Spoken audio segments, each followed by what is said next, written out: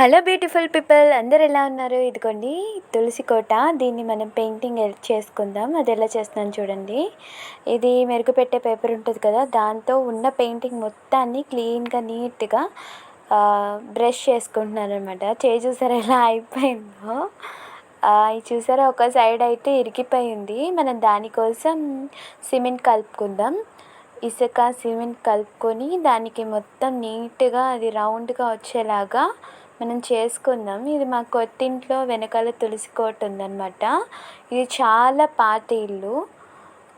అలా తులసి కోట అలా పగిలిపోయి ఉంటే మంచిది కాదు కదా. అందుకోసం నేను ఏం చేశానంటే దీనికి పెయింటింగ్ వేయాలని అనిపించింది, వెంటనే చేసేస్తున్నా. అది మీ అందరితో షేర్ చేసుకోవాలని నాకు అనిపించింది. నేను చేసిందంతా మీకు నచ్చితే డెఫినెట్గా ఫాలో చేయండి, లైక్ చేయండి, షేర్ చేయండి. నేను దీన్ని ఎలా బాగు చేసుకున్నాను అనేది క్లియర్ కట్గా చూపిస్తాను. ఇది 2 పార్ట్స్గా తీసానమాట. ఇలా మొత్తం ఈ క్లీన్ చేసేసుకున్న తర్వాత నాకైతే 3 అవర్స్ పట్టింది బ్రష్ చేయడానికి.